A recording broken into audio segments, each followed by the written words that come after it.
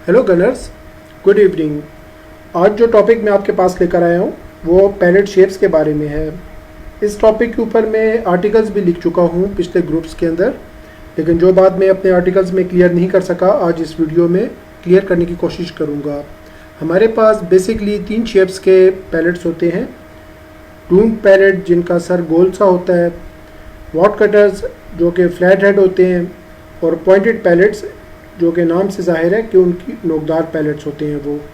उसके अलावा ये एक चौथी तस्वीर मैंने बुलेट की डिज़ाइन की हुई है जो कि सुपरसोनिक्स प्रोजेक्टाइल का शेप है। एक चीज़ को हम लोग इन 3 पैलेट्स में देखते हैं कि ये स्कर्ट्स जो हैं ये तीनों पैलेट्स के अंदर कॉमन है। अब मैं आपको एक चीज़ दिखाता हूँ। ये शटलकॉक को आप देखें, ये तीनों पैलेट्स शटलकॉक की शेप के हैं। शटलकॉक की तरह इन पैलेट्स में भी स्कर्ट्स बने होते हैं। आपको मैं बताऊं कि ये शेप जो होता है किसी भी प्रोजेक्टाइल का, उस प्रोजेक्टाइल का होता है जो कि सबसोनिक होता है, जिसकी रफ्तार जो हो 1000 फीट पर सेकंड से कम की हो, वो प्रोजेक्टाइल नॉर्मली इस शेप्स के होते हैं। इसी तरह से आप देख लें कि जो तीर कमान का जो तीर होता है उसके पीछे भी ये स्कर्ट्स बनाए जाते हैं, क्योंकि उसकी रफ्तार भी 1000 फुट पर सेकंड से कम की होती है, वो सबसोनिक होता है। जबकि बुलेट्स जो होते हैं 303 का हो गया, G3 का हो गया, और किसी भी फायर आर्म का बुलेट हो गया, राइफल का, तो वो सुपरसोनिक होते हैं और उनका शेप टोटली डिफरेंट होता है।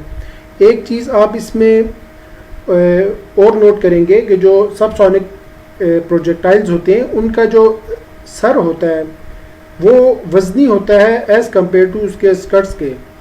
पैलेट में भी आप देखें तो ये एरिया वज़नी होता है नीचे के एरिया के मुकाबले में, जबकि सुपरसोनिक बुलेट जो होते हैं उनकी जो डायमेंशंस होती हैं वो टोटली डिफरेंट होती हैं। वो पीछे से वज़नी होते हैं और आगे से नोकदार और वज़न में कम होते हैं।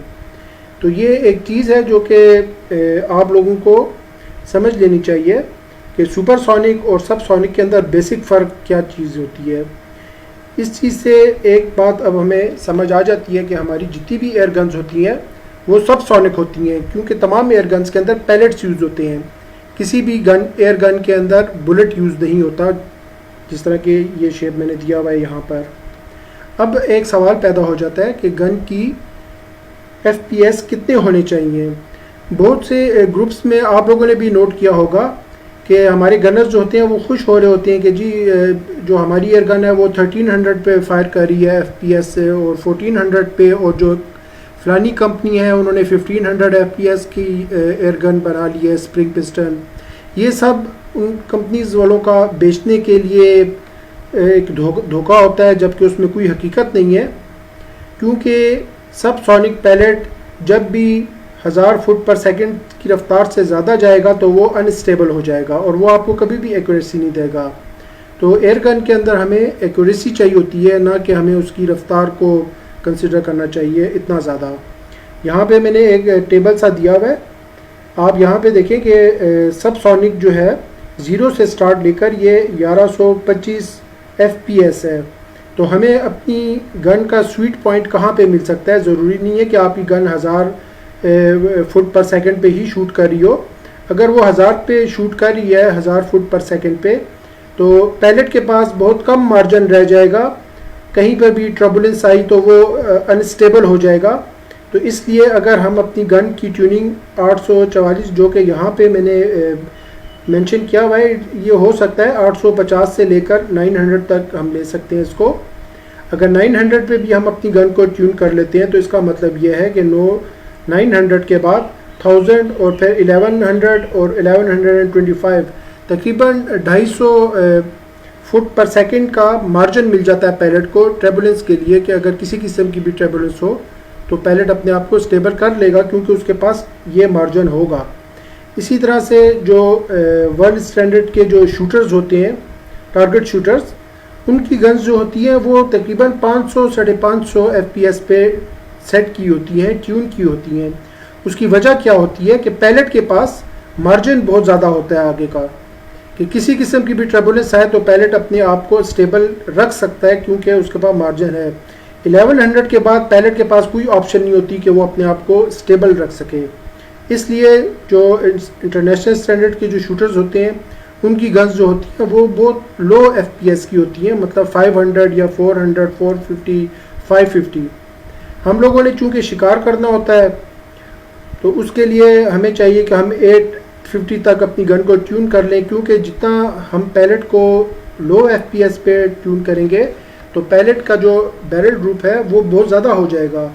इसको मैं इस तरह से समझा दूँ कि ये एक स्ट्रेट लाइन है और एक गन है जो कि 500 के ऊपर शूट कर रही है, तो वो शूट कुछ इस तरह से करेगी। उसका पैलेट जो है वो बहुत बड़ा सा एक आर्क बनाता हुआ इस तरह करके जाएगा। और अगर एक गन हमारे पास है जो कि 800 पे हमने सेट की हुई है, ट्यून की है, तो वो यही डिस्टेंस जो है वो पैलेट सीधा ही ट्रैवल करके ऑलमोस्ट यहाँ पे ऐसे पहुँच जाएगा। शिकार के अंदर हमें इस स्ट्रेट लाइन की बहुत ज़्यादा ज़रूरत होती है। जो इंटरनेशनल शूटर्स होते हैं उनको एक मेजर्ड किया हुआ टारगेट दिया जाता है कि जी आपने इतने फीट के ऊपर शूट करना है, तो वो हर दफ़ा कांस्टेंट होता है जो टारगेट है। जबकि शिकार के लिए तो हमें कभी 50 यार्ड्स पे डव मिलेगी, कभी 70 यार्ड्स पे मिलेगी, कभी 80 यार्ड्स पे मिलेगी। तो अगर इस तरह टारगेट वेरी करता रहे तो लो FPS के ऊपर उस चीज़ को हिट करना बहुत मुश्किल हो जाता है। आपको इस चीज़ की भी कैलकुलेशन हर दफ़ा करनी पड़ेगी कि वो कितना दूर पैलेट को शूट करे। इसलिए हमें हमारा स्वीट पॉइंट जो है, ये मैं PCP गन्स की बात कर रहा हूँ कि 844 यहाँ पे कैलकुलेशन के हिसाब से निकला, जो कि हम 850 कंसिडर कर सकते हैं इसको। स्प्रिंग पिस्टन जो एयरगन्स होती हैं उनका जो FPS है वो 550 से लेके 650 के दरमियान में अगर उनको ट्यून किया जाए तो वो बहुत अच्छा रिजल्ट देंगी। तो ये तो किसी भी गन का FPS के बारे में मैंने आपको थोड़ी सी डिटेल बताई। अब मैं आपको इन पैलेट्स के बारे में थोड़ा सा बताता जाऊँ कि ये पैलेट्स किस मकसद के लिए होते हैं।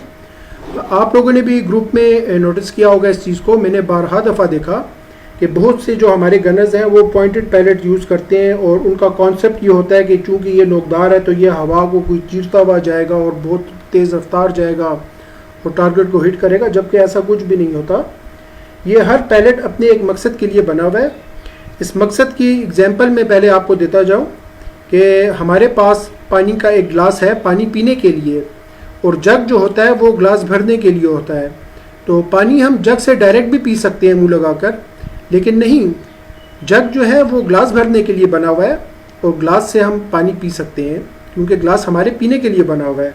इसी तरह से आप हर पैलेट के साथ शिकार कर सकते हैं, लेकिन नहीं, जो डूम पैलेट होते हैं ये स्पेसिफिकली हंटिंग के लिए बने होते हैं। वॉड कटर्स जो हैं ये टारगेट शूटिंग के लिए हैं, और पॉइंटेड पैलेट्स जो होते हैं ये इनडोर शूटिंग के लिए होते हैं। क्योंकि पॉइंटेड पैलेट जो होता है इसके ऊपर किसी किस्म का भी टेम्परेचर का इफ़ेक्ट या हवा चल रही हो उसका इफ़ेक्ट बहुत ज़्यादा होता है। तो ये इनडोर गेम्स के लिए बने हुए हैं pointed pellets, indoor shooting, target shooting के लिए। वॉड कटर्स जो हैं ये आउटडोर आप इससे टारगेट शूटिंग कर सकते हैं, और ये भी बेसिकली टारगेट शूटिंग के लिए बने हुए। और इनकी रेंज जो होती है वो जो मैंने एक्यूरेसी में देखी वो मतलब 30 यार्ड से ज़्यादा के ऊपर ये परफॉर्म नहीं कर सकते, लेकिन 30 यार्ड की रेंज के अंदर, बल्कि 25 to 30 आप कह लें, उसके अंदर ये सही होते हैं। अगर आप इसको PCP में डालकर या किसी भी पावरफुल एयरगन में डालकर स्प्रिंग पिस्टन में और 50 या 60 यार्ड के ऊपर शूट करेंगे तो ये पैलेट जो है ये स्विंग कर जाएगा, मतलब ये बिल्कुल ही सीधा जाते जाते एकदम इसका टर्न कर जाएगा। आपका टारगेट यहाँ पर है तो ये या राइट को टर्न करना शुरू कर देगा या लेफ़्ट को टर्न कर जाएगा, ये कभी भी टारगेट पे नहीं जाएगा अगर आप लॉन्ग डिस्टेंस के ऊपर इसको यूज़ करते हैं। ये बहुत शॉर्ट डिस्टेंस के लिए वॉड कटर्स बने हुए हैं और बेसिकली टारगेट शूटिंग के लिए हैं। पॉइंटेड जो है वो इनडोर गेम के लिए, टारगेट शूटिंग के लिए है, जबकि डूम पैलेट जो है ये आउटडोर हंटिंग के लिए स्पेशली डिज़ाइन किए गए हैं। ये जो है किसी किस्म की भी टर्बुलेंस को बर्दाश्त कर लेते हैं और स्टेबल रहते हैं। उम्मीद है कि मैं ये कॉन्सेप्ट क्लियर करने में कुछ कामयाब हुआ हूँ या नहीं हुआ, ये तो अभी आप ही बताएंगे। उम्मीद करता हूँ कि आप लोगों को फ़ायदा हुआ हो इस वीडियो से। इंशाल्लाह नेक्स्ट वीडियो के लिए इजाज़त दें। Thank you very much.